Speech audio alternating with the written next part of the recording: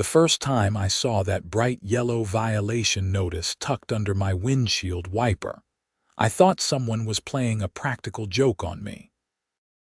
I stood there in my driveway on that frigid February morning in Bozeman, Montana, staring at the paper while my breath formed clouds in the 17-degree air. My snowmobile, a beautiful 2024 Ski-Doo that I had saved 2 years to afford, was apparently in violation of Section 7, Paragraph 3 of the Meadowbrook Estates Homeowners Association parking regulations. I had lived in this neighborhood for 3 years and never had a single issue until now. "You have got to be kidding me," I muttered, pulling off my work glove to read the fine print.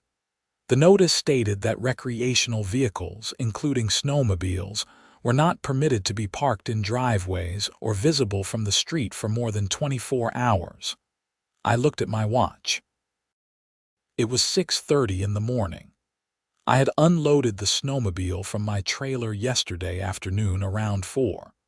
That meant I technically had until 4 this afternoon before hitting the 24-hour mark. I crumpled the notice and shoved it into my jacket pocket, climbing into my truck for the drive to the construction site where I worked as a foreman. The whole day, that stupid yellow paper gnawed at the back of my mind. When I got home that evening, I made sure to load the snowmobile back onto the trailer and park the whole thing in the street, which apparently was allowed as long as the trailer had current registration. 2 days later, another notice appeared. This time, the trailer with the snowmobile was in violation because it exceeded the length limit for street parking in front of residential properties. I read through the entire HOA covenant that night, all 47 pages of dense legal language that I had signed when I bought the house but never actually studied. Buried in the document were restrictions I had never imagined existed. No RVs, no boats, no trailers over 12 feet, no commercial vehicles, no motorcycles visible from the street. The list went on and on. My name is Kyle Patterson, and I am not the kind of guy who looks for trouble. I work hard, pay my bills on time, keep my lawn maintained, and generally mind my own business. I bought my house in Meadowbrook Estates because it was affordable, well-built, and close to both my job and the mountain trails where I love to ride. The HOA seemed like a minor inconvenience at the time, something that would ensure my neighbors kept their properties nice. I never imagined it would become a constant source of aggravation. The next morning, I decided to address the situation head-on. I called the number listed on the violation notice and reached the HOA management office. A bored-sounding receptionist transferred me to Margaret Walsh, the HOA president. Her voice came through the phone sharp and clipped, like someone who had practiced being perpetually annoyed. "Mr. Patterson, the rules are quite clear," Margaret said before I could even finish explaining my situation. "Recreational vehicles must be stored out of sight. You have several options. You can rent a storage unit, you can park it at a facility, or you can build an appropriate structure on your property to house it." "I understand the rules, Mrs. Walsh, but I just want to clarify something. If I park it in my garage, that would be compliant, correct? Of course. Any vehicle stored inside a garage or enclosed structure is not visible from the street and therefore not in violation. However, garage doors must remain closed when vehicles are stored inside. We have had issues with homeowners who think leaving the garage door open somehow creates additional parking space." I thanked her and hung up, my mind already working through the problem. My garage was a standard 2-car setup, and both spaces were currently occupied by my truck and my girlfriend Sarah's sedan. Well, Sarah was not technically my girlfriend anymore. We had broken up 6 months ago, but her car was still in my garage because she was traveling for work in Seattle, and did not want to pay for long-term parking at the airport. She was supposed to pick it up this month. For the next week, I played musical vehicles every time I wanted to use the snowmobile. I would pull Sarah's car out, pull my truck out, move the snowmobile into the garage, close the door, then park both vehicles in the driveway. When I wanted to go riding, I reversed the whole process. It was exhausting and time-consuming, and by the end of the week, I had received another violation notice because I had left my garage door open for more than 30 minutes while rearranging vehicles, which apparently violated the aesthetic standards section of the covenant. I called Margaret Walsh again. This time, her patience seemed even thinner than before. "Mr. Patterson, I do not understand what is so difficult about following simple rules. Other homeowners manage just fine." "I am trying to follow the rules," I said, keeping my voice level. "But the rules seem designed to make it impossible to actually use a snowmobile if you live here. I work in construction. I have a truck. My friend has her car in my garage temporarily. Where exactly am I supposed to put the snowmobile? That sounds like a personal problem, Mr. Patterson. The HOA is not responsible for your storage challenges. Perhaps you should consider whether owning a snowmobile is practical given your living situation." Something in her tone pushed me over the edge. This was Montana. Telling someone they should not own a snowmobile in Montana was like telling someone in Florida they should not own a swimsuit. "You know what, Mrs. Walsh? You are absolutely right. I need more storage space. I am going to build another garage." There was a pause on the other end of the line. "Any construction must be approved by the Architectural Review Committee." "I am aware.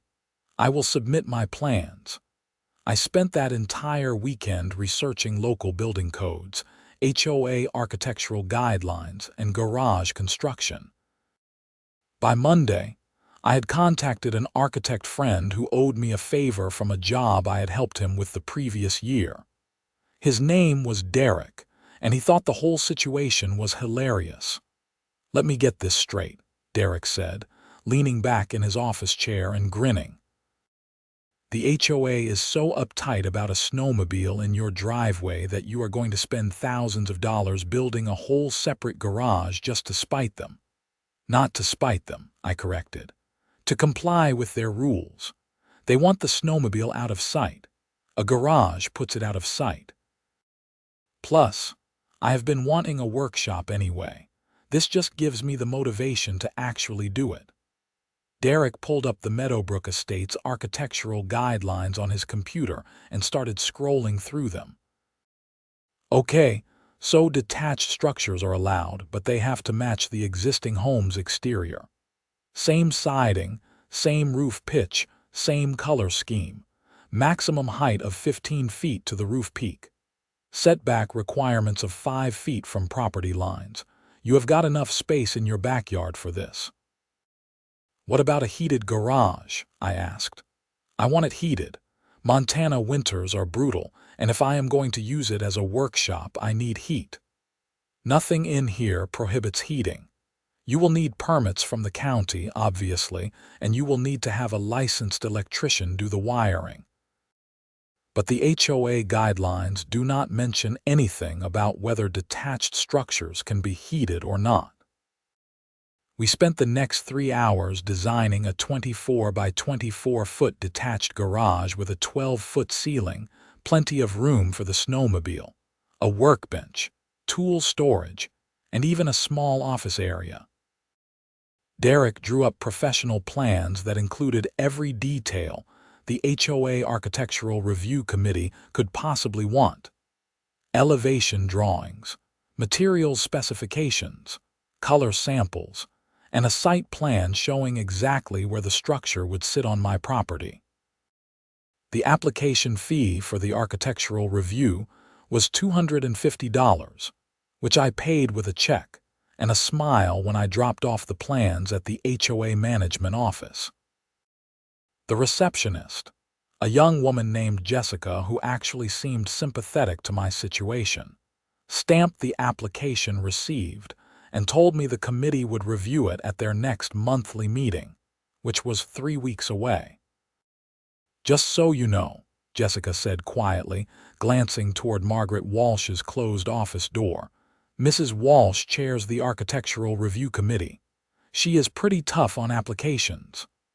"I figured as much," I said, "but everything in my application meets the guidelines." I had a licensed architect draw it up specifically to comply with every rule. Jessica gave me a look that said she had seen plenty of compliant applications get rejected anyway, but she wished me luck. While I waited for the review, Sarah finally made it back to Bozeman to pick up her car. We met at a coffee shop near the university before heading to my place. She looked good, tanned from her time in Seattle despite the winter weather, and seemed happy with her new job. "So you are really staying in Seattle permanently?" I asked, sipping an overpriced latte. "Yeah, the position turned into a permanent offer. The money is way better, and honestly, I needed the change. No offense to Bozeman, but I was ready for something different. None taken. I am happy for you." We drove back to my house in separate cars, and I helped her check the battery and fluids in her sedan since it had been sitting for months. While we worked, I told her about the HOA situation and my garage plans. Sarah laughed so hard she had to set down the oil dipstick. "Only you would respond to a parking violation by building an entire garage. Most people would just rent a storage unit. Storage units cost money every month. A garage is a one-time investment that adds value to my property. Plus, I can use it as a workshop. I have been wanting space to work on projects without cluttering my regular garage. Still," she said, shaking her head with a smile, "it is very you. When someone says you cannot do something, you find the most over-the-top way to prove them wrong. I am not proving anyone wrong. I am following their rules." "Sure you are." After Sarah left, the house felt emptier than usual, but at least I had both garage spaces to myself now. I immediately rearranged things, putting the snowmobile in one bay and my truck in the other. For a few days, I had peace. Then Margaret Walsh called. "Mr. Patterson, I am calling to inform you that your architectural review application has been denied." I sat down slowly at my kitchen table, phone pressed to my ear. "On what grounds?" "The committee feels that a detached garage of that size would be out of character with the neighborhood. Most homes in Meadowbrook Estates have standard attached two-car garages. A large detached structure would set an undesirable precedent. The guidelines specifically allow detached structures up to 15 feet in height. My plans show a structure that is only 13 feet at the peak. Everything in my application complies with the written guidelines. The committee has discretion to deny applications that, while technically compliant, do not align with the aesthetic vision for the community." I took a deep breath, counting to 5 before responding. "Mrs. Walsh, I need to store my snowmobile somewhere, and you have made it clear that nowhere on my property is acceptable unless it is in an enclosed structure. What exactly am I supposed to do? As I mentioned before, storage facilities exist for this purpose. Many homeowners use them successfully. So I should pay $100 a month indefinitely to store something I use regularly, instead of building a structure on property I own that fully complies with the HOA guidelines. That is your choice to make, Mr. Patterson. The decision of the Architectural Review Committee is final unless you wish to appeal to the full board at our quarterly meeting in April." It was early March. April was 6 weeks away. "Fine," I said. "I will appeal. What do I need to do?"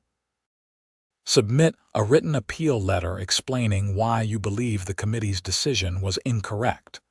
The fee is $100. The board will hear your appeal and vote. You are permitted to attend and speak for up to 5 minutes. After hanging up, I immediately called Derek and explained what had happened. He was less amused this time. "That is complete garbage," he said. "Your plans meet every single guideline they published. This is exactly the kind of arbitrary decision-making that gives HOAs a bad reputation." "Can I fight this?" "You can appeal to the board," like she said. "And if that does not work, you could potentially sue the HOA for arbitrary enforcement of their covenants. But litigation is expensive and time-consuming. The easier path is probably to present such a compelling case at the appeal hearing that the board members override Margaret's decision." "How do I make it compelling?" "Show them that other homeowners have detached structures. Prove that your design meets every guideline. Bring photos, examples, comparisons. Make it clear that denying your application is inconsistent with approvals they have given in the past." That evening, I drove around Meadowbrook Estates with my phone, taking pictures of every detached structure I could find. I found 7 properties with detached sheds, 4 with detached garages, and 2 with large workshop buildings. Some were newer and clearly had been built after the neighborhood was established, which meant the HOA had approved them. I made notes of the addresses and took multiple photos from different angles. I also researched Montana property law and HOA regulations. Montana Code Annotated, Section 70-24-304, required HOAs to act reasonably and in good faith when enforcing covenants. Arbitrary or discriminatory enforcement could potentially be challenged in court. I did not want to go to court, but knowing I had legal options gave me confidence. My appeal letter took me 3 drafts to get right. I kept it factual and professional, outlining how my plans met each guideline, providing examples of similar approved structures in the neighborhood, and respectfully questioning the basis for denial. I included copies of all my photos, my architectural plans, and a comparison chart showing how my proposed garage was actually smaller and less obtrusive than several existing detached structures. I submitted the appeal with my $100 check on the first Monday in March. The quarterly board meeting was scheduled for April 15th, which meant I had 6 more weeks of dealing with the snowmobile storage problem.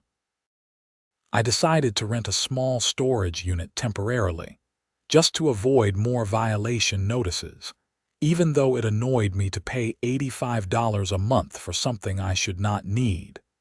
The storage unit was in a facility off North 7th Avenue, about 15 minutes from my house. Every time I wanted to use the snowmobile, I had to drive there, load it onto the trailer, drive back home or straight to the mountains, then reverse the whole process afterward. What used to be a spontaneous activity became a logistical hassle. By mid-March, winter was starting to fade and the snowmobile season was winding down. I managed to get out riding a few more times, taking advantage of good conditions in the Bridger Mountains. Each trip reminded me why I loved living in Montana and why the HOA's restrictions felt so unreasonable. This was snowmobile country. This was the lifestyle. Having to jump through hoops just to pursue a normal recreational activity felt absurd. As April approached, I prepared for the board meeting like I was prepping for a court case. I created a presentation with printed handouts for each board member, including photos, diagrams, and my comparison chart. I practiced my 5-minute speech, timing myself to make sure I covered all the key points without rushing. Derek offered to come with me as a professional witness who could speak to the architectural merits of the design. The night of the board meeting, I arrived at the Meadowbrook Estates Community Clubhouse at 6:45 for the 7 o'clock meeting. The clubhouse was a modest building near the neighborhood entrance, with a meeting room that could hold about 30 people. When I walked in, several board members were already seated at a long table at the front. Margaret Walsh sat in the center, flanked by 4 other people I recognized from around the neighborhood, but had never actually met. About a dozen other homeowners were scattered in the audience chairs, presumably there to address their own issues with the board. Derek arrived a few minutes later and we took seats near the front. Margaret called the meeting to order at 7 sharp. She went through the standard agenda items: approval of minutes from the last meeting, financial report, landscaping committee update, and several other mundane topics. My appeal was listed as new business, which meant it would be discussed last. I waited impatiently through nearly an hour of discussion about mulch types and pool maintenance schedules. Finally, Margaret announced, "We will now hear the appeal of Kyle Patterson regarding the denial of his application for a detached garage structure. Mr. Patterson, you have 5 minutes to present your case." I stood, gathered my handouts, and walked to the front. My hands were steadier than I expected. I distributed the packets to each board member, then turned to face them. "Thank you for hearing my appeal. As you can see in the materials I have provided, my application for a detached garage meets every requirement in the Meadowbrook Estates architectural guidelines. The structure dimensions, setbacks, height, materials, and colors all comply fully with the published standards. Despite this compliance, the Architectural Review Committee denied my application, stating it was out of character with the neighborhood. I clicked through to my first photo on the laptop Derek had helped me set up. However, as these photos demonstrate, at least 11 other properties in Meadowbrook Estates have detached structures, including 4 detached garages that are similar in size and scope to what I am proposing.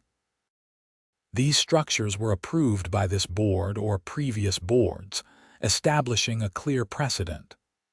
I went through several more photos, pointing out specific examples. The garage at 847 Meadowlark Drive is 26 by 28 feet, larger than my proposed structure. The workshop at 623 Bluebird Lane is similar in size to mine. Both were approved within the last 5 years according to county building permits.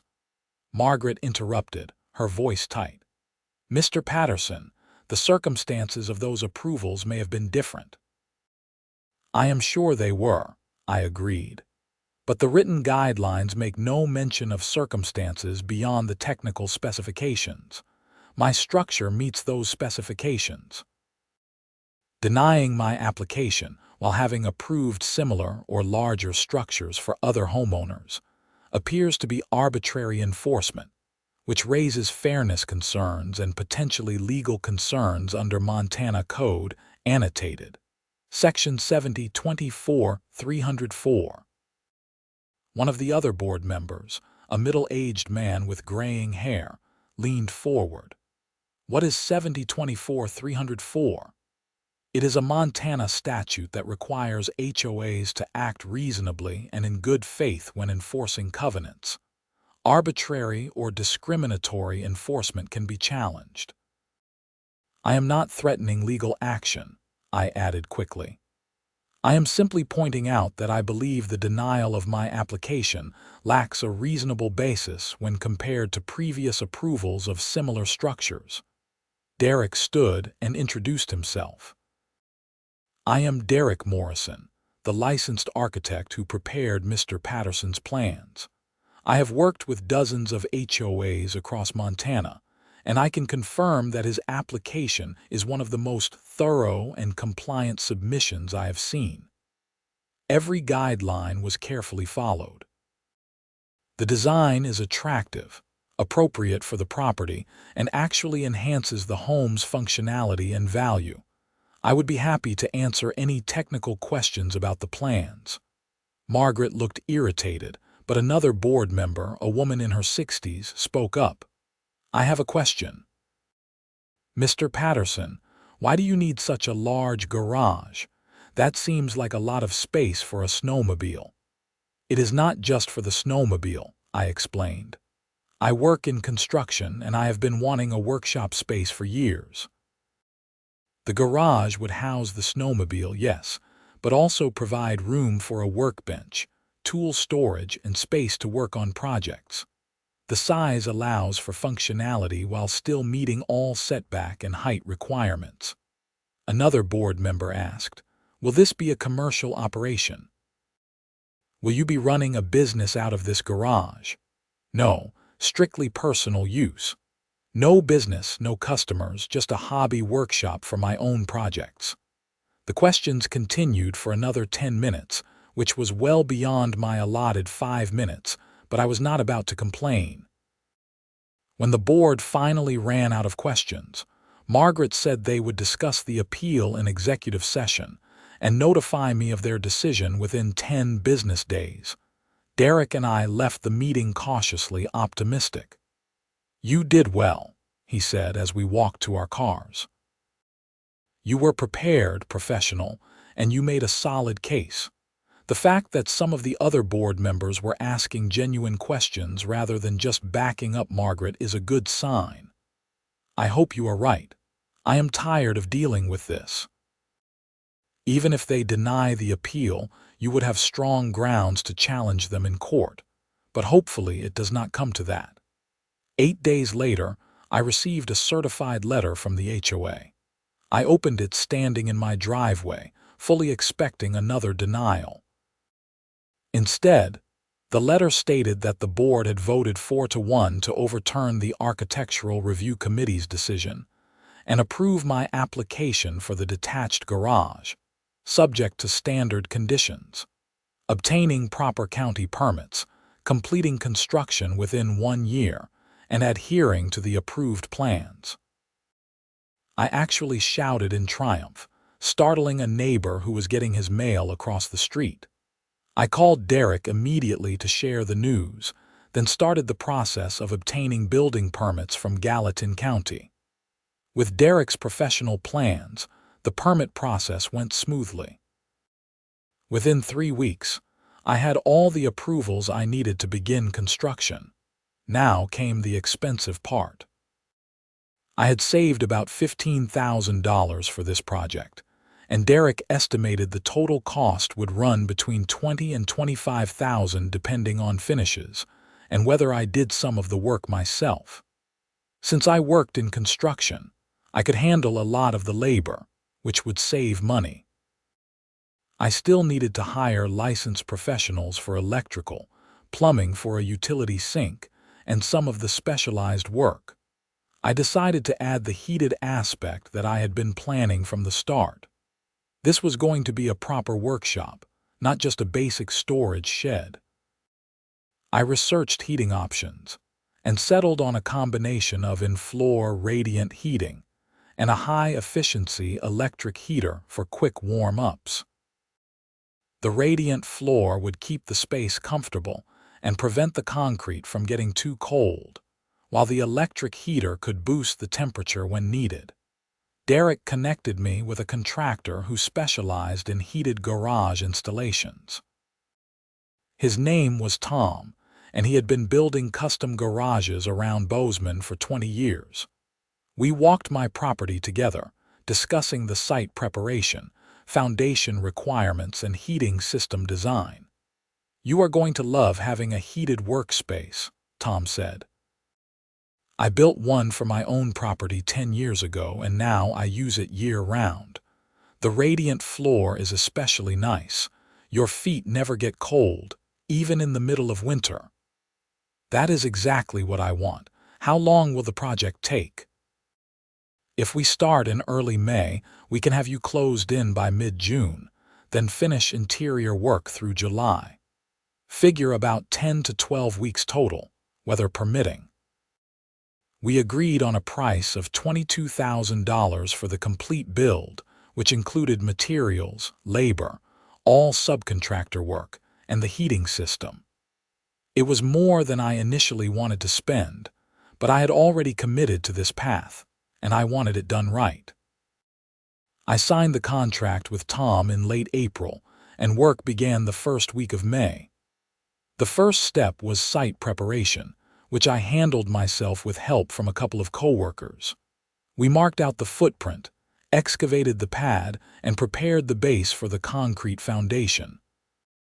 Watching the project take shape gave me immense satisfaction, especially knowing that Margaret Walsh could do nothing to stop it now. The foundation pour happened on a Friday, and by Monday, the concrete had cured enough to begin framing. Tom and his crew showed up with a truck full of lumber, and the garage started rising from the ground. The framing went up quickly, and within 2 weeks the structure had walls, a roof, and suddenly looked like an actual building rather than just a foundation pad. One evening while I was at the property inspecting the day's progress, a car pulled up and Margaret Walsh got out. I had not seen her since the board meeting, and I felt a spike of anxiety, worried she had found some new way to cause problems. "Mr. Patterson," she said, walking across my lawn toward the construction site, "I wanted to see the progress on your garage. As you can see, it is coming along well. Everything is being built according to the approved plans." She stood there for a long moment, looking at the framed structure. Her expression was difficult to read. Finally, she said, "You know, I did not want to approve this. I gathered that. I felt it was unnecessary and excessive. A storage unit would have solved your problem just fine.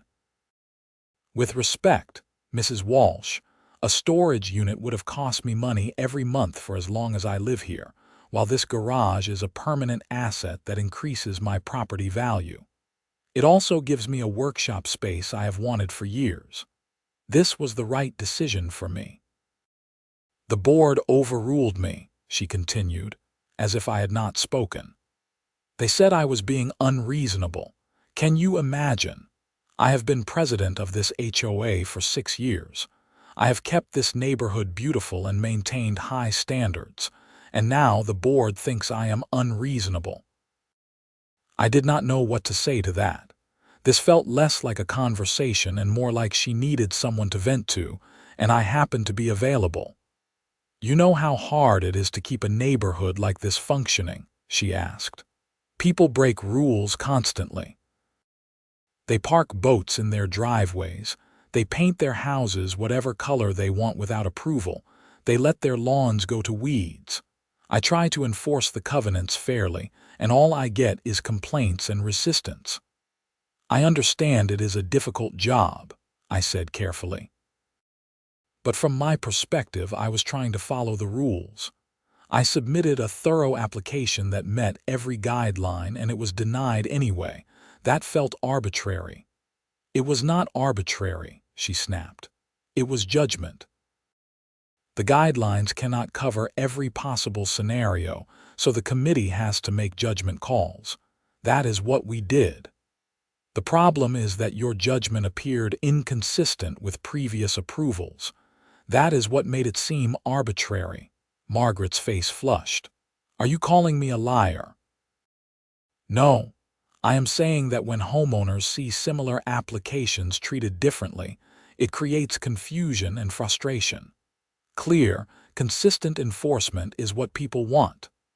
She stared at me for another moment, then turned and walked back to her car without another word. As she drove away, Tom emerged from the garage structure where he had apparently been working late. "That looked intense," he said. "Was that the HOA president?" "Yeah. I think she just wanted to see what we are building and maybe make me feel bad about it." "Well, tough luck for her.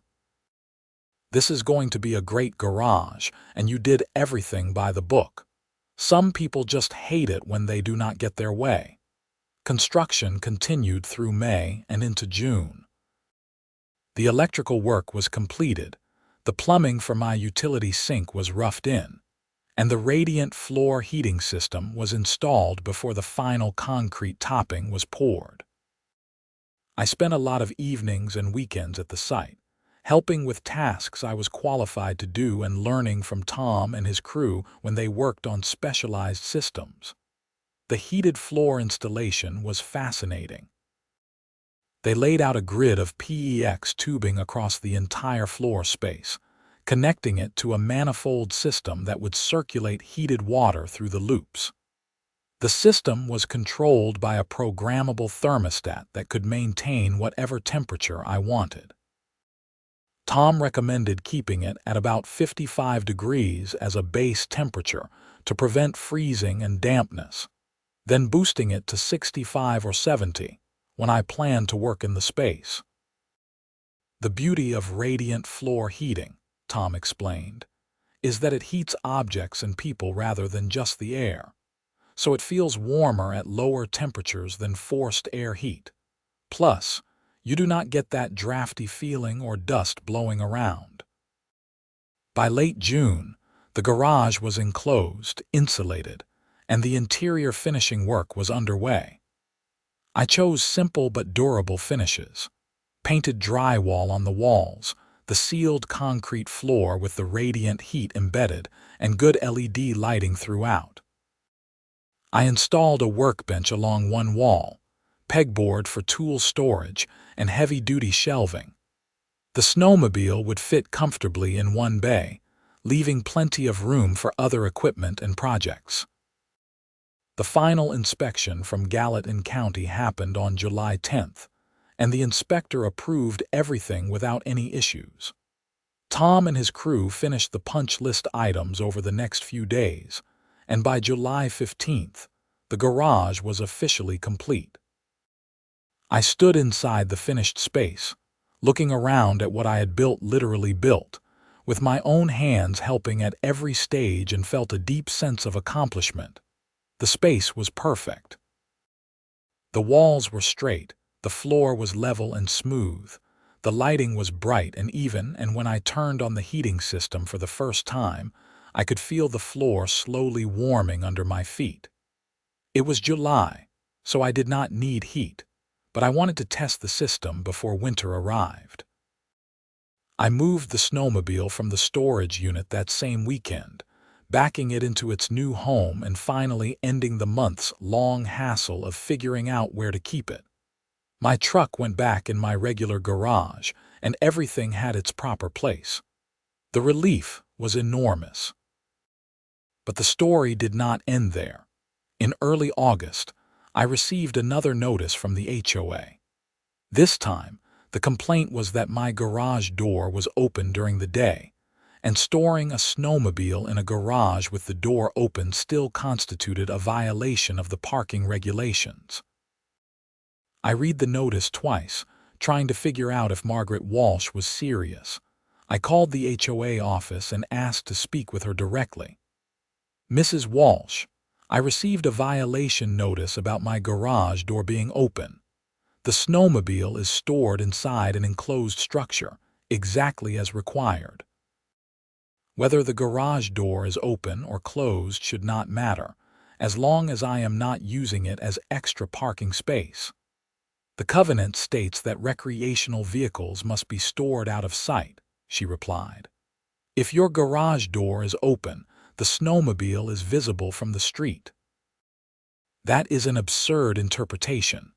By that logic, I could never open my garage door at all, even to get the snowmobile out for use.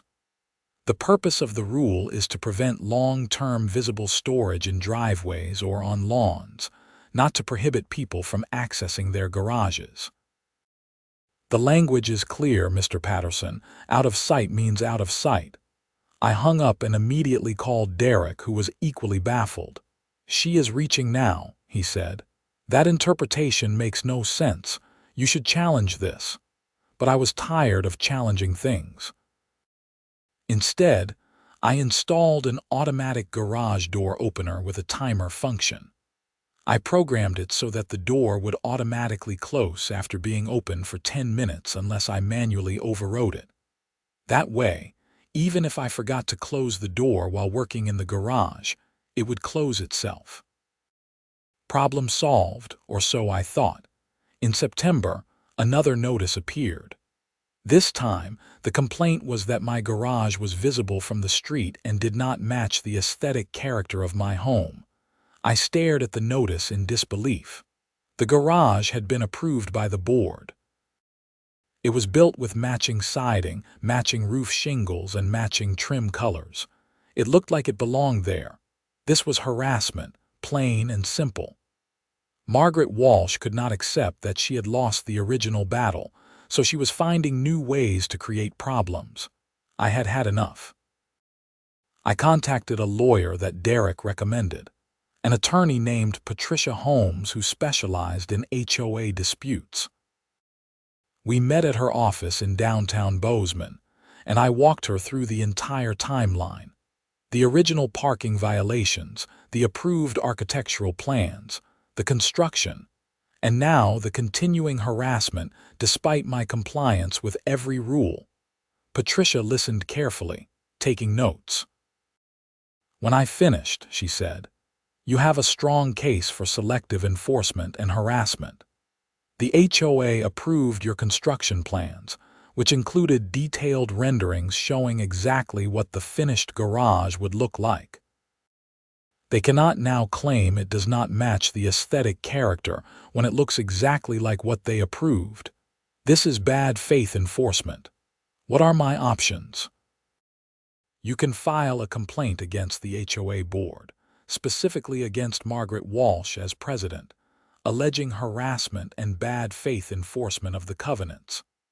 Montana law is actually pretty favorable to homeowners in these situations. If we can demonstrate a pattern of arbitrary and retaliatory enforcement, we can potentially get an injunction preventing further violations for this issue, plus attorneys' fees and costs. How much is this going to cost me?" "I charge $250 an hour, but I think we can resolve this fairly quickly. Let me draft a cease and desist letter first. Sometimes that is enough to make an HOA back down, especially if they realize they are on shaky legal ground. If that does not work, we file the complaint. Total cost is probably between $2,000 and $4,000, depending on how far it goes." I authorized her to proceed with the cease and desist letter. Patricia drafted a detailed letter outlining the timeline, citing the Montana statute on good faith enforcement, and demanding that the HOA immediately stop issuing violations related to my garage and snowmobile storage. She sent it via certified mail to both the HOA management office and to Margaret Walsh personally. 2 weeks later, I received a response not from Margaret, but from the HOA's attorney.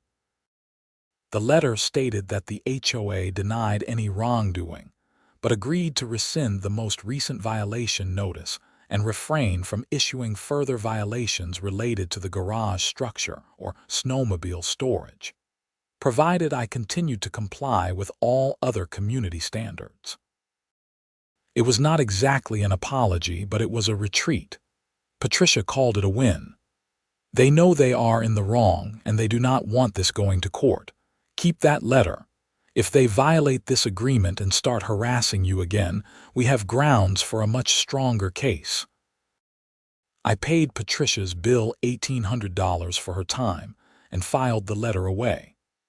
For the first time since the previous February, I felt like I could finally relax and enjoy my property without worrying about what new violation notice might appear.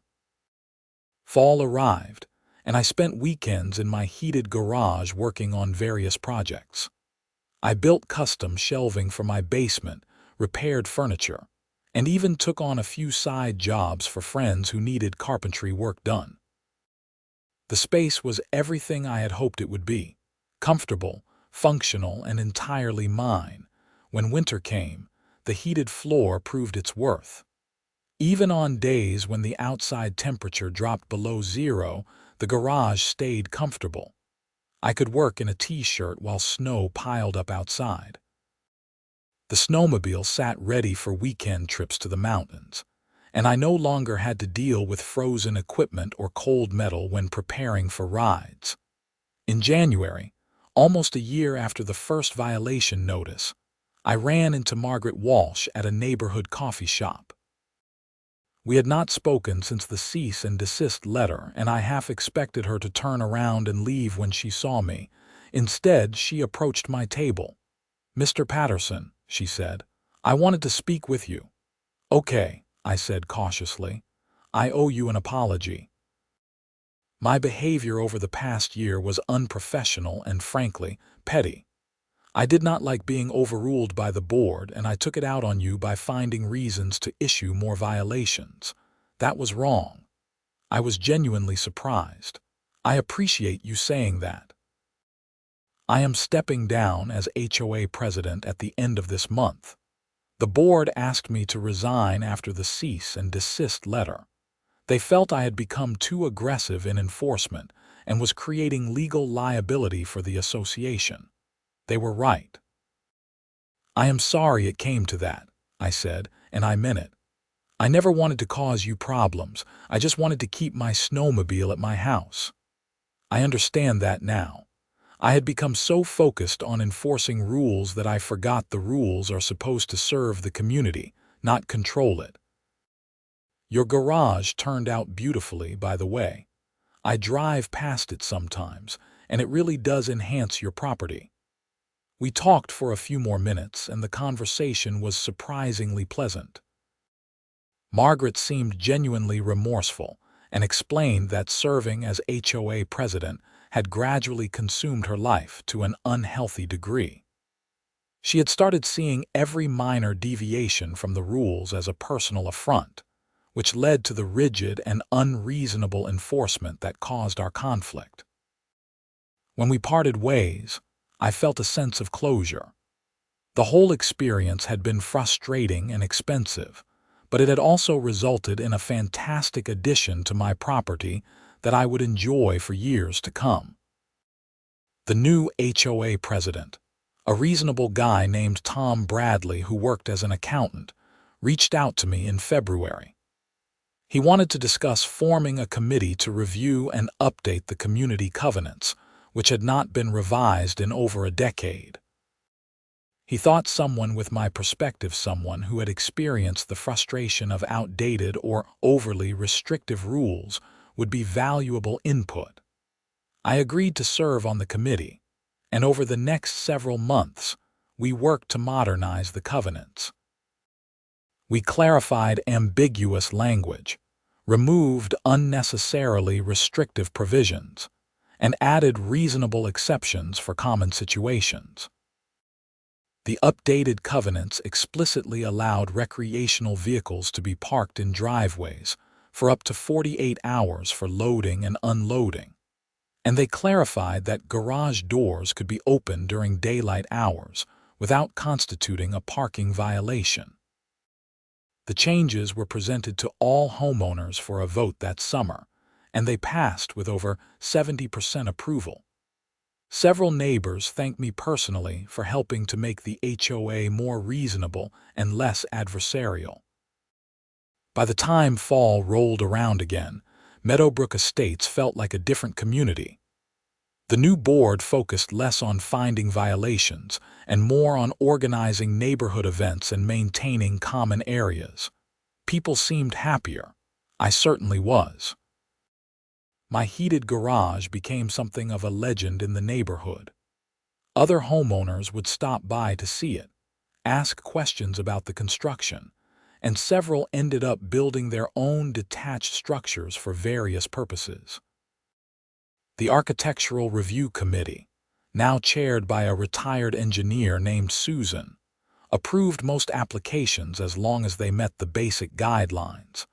I never regretted the decision to build that garage, even though it cost more and took more effort than simply renting a storage unit. Sometimes the principle matters more than the convenience. I had refused to be bullied by unreasonable enforcement of arbitrary rules, and in the end, I had not only solved my storage problem, but had helped improve the entire community. The snowmobile sat in its heated bay, ready for the season. My tools were organized on the pegboard wall. The workbench was clear and waiting for the next project. On cold winter evenings, I would go out to the garage just to enjoy the warm space, maybe work on something small or just sit and appreciate what I had built. It was mine. It was legal. It was perfect. And Margaret Walsh's parking violation notices were nothing but a fading memory.